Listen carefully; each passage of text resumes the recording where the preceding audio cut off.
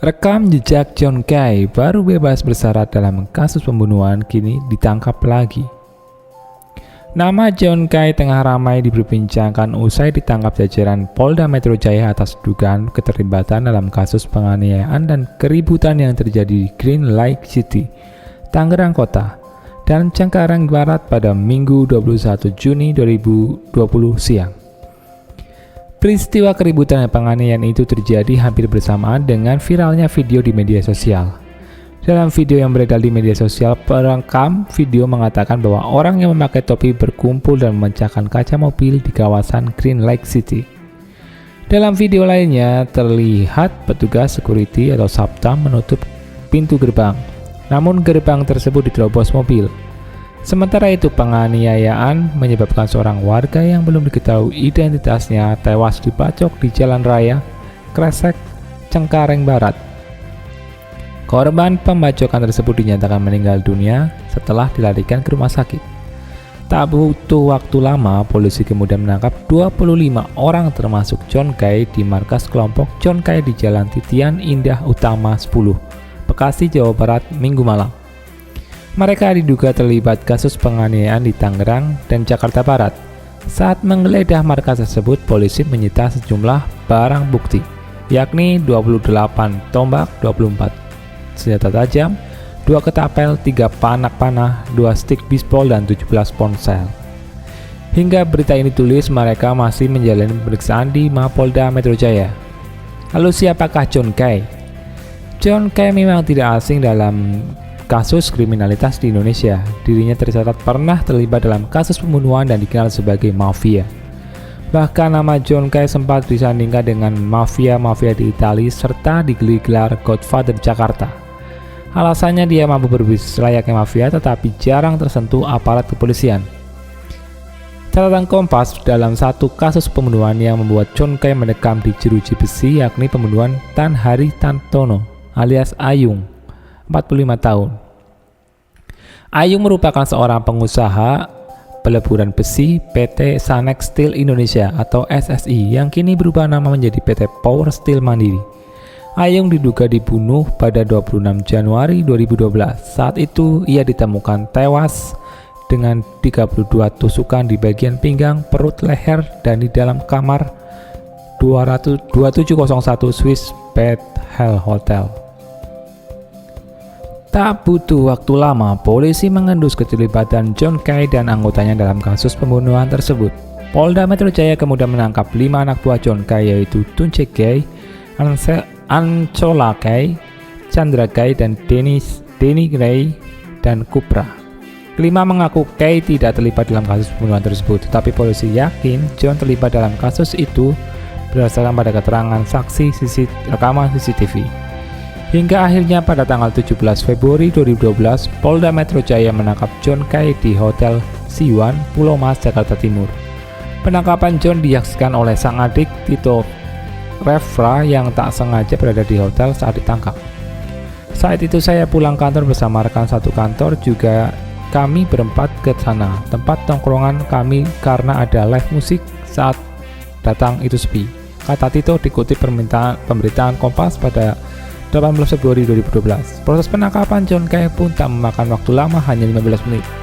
Kemudian dipapah oleh beberapa anggota kepolisian tak berseragam. Apa hubungan John Kay dan Ayung? John Kay dan Ayung dekat sejak perkenalan di tahanan Polda Metro Jaya pada 2007. Saat itu Ayung terlibat kasus masalah identitas palsu, sedangkan Kay tersandung persoalan perusakan di Pondok Gede, Jakarta Timur. Sejak itulah keduanya menjadi dekat. Bahkan John Kay kerap membantu Ayung jika ada permasalahan. Dia bahkan tak segan membentak salah seorang anak buahnya yang sempat menyerang pabrik Ayung di Tangerang. Menurut sumber Kompas.com, sosok Ayung bagi John Kay bukan sekedar teman biasa. Ayung telah dijadikan tambang emas oleh John Kay lantaran pengusaha muda ini terbilang loyal dan tidak pernah macam-macam. Sifat Ayung yang royal terhadap John Kay pun dibenarkan kuasa hukum Ayung, Sasel Tijuwala. Tidak ada persaingan antara mereka. Saat John Kay perlu duit, minta ke Ayung dikasih. Kalau ada bisnis apa yang dinilai Ayung visible, dia bantu dan ini berjalan terus. Saya juga agak aneh kalau John Kay sampai bunuh Ayung, apa enggak suatu kebodohan, kata Charles pada Selasa 28 Februari 2012 malam. John Kay disebut dalam pembunuhan Ayung lantaran sesaat sebelum terjadi pembunuhan, Ayung memang mendatangi John Kay di kamar lokasi penemuan jenazah. Namun pertemuan tersebut memang tidak pernah diceritakan Ayung ke siapapun. Menurut sumber Kompas, pada siang harinya Ayung mengaku akan bertemu dengan seseorang dengan menteri. Sang kuasa hukum mengaku kliennya berbohong dan dia sebenarnya akan bertemu John Kay malam itu. Tapi kalaupun dia mau bertemu, ya itu biasa saja buat saya, karena John Kay kan sudah sangat dekat dengan Ayung, ucap Carl. Berdasarkan hasil reka adegan yang dilakukan jajaran Metro Jaya, John Kay diketahui berada di dalam kamar Ayung saat pembunuhan terjadi. Saat anak buahnya menghabisi nyawa Ayung, John Kay pada saat itu duduk mengamati. John Kay terlibat dalam kasus pembunuhan itu diduga melatar-belakangi motif yang lebih kuat atau yang lebih menguntungkan bagi John Kay ketimbang perkara jasa fee 600 juta.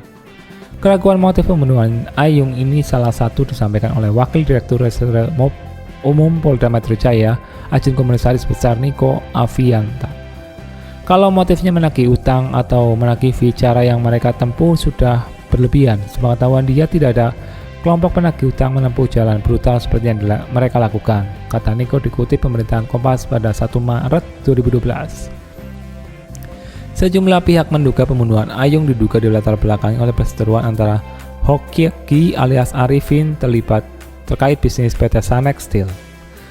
John Kay dinyatakan bebas bersyarat. Atas keterlibatannya dalam pembunuhan Ayung, John Kay dijerat pasal 340 KUHP tentang pembunuhan berencana, divonis penjara selama 12 tahun pada akhir 2012. Vonis tersebut lebih ringan dibanding dengan tuntutan jaksa umum yang yakni 14 tahun. Pada 29 Juli 2013, Mahkamah Agung menjatuhkan hukuman yang lebih berat pada John Kay 12 tahun menjadi 16 tahun penjara. Sehingga pada 2014 John Kay dipindahkan dari Rumah Tahanan Negara Salemba Jakarta ke Lapas Permisa Nusa Kambangan. Walaupun belum mendekam selama 12 tahun, John Kay dinyatakan bebas bersyarat pada 26 Desember 2019. Keputusan bebas bersyarat berdasarkan keputusan Menteri Hukum dan HAM nomor PAS 1502 PK 010406 tahun 2019 tanggal 23 Desember 2019. Namun tak sampai setahun John Kay kembali ditangkap polisi, kali ini karena kasus penembakan di Grand Lake City dan penganiayaan di Cengkareng. Jangan lupa tonton video lainnya dan like, subscribe, komen, dan share video kami. Terima kasih.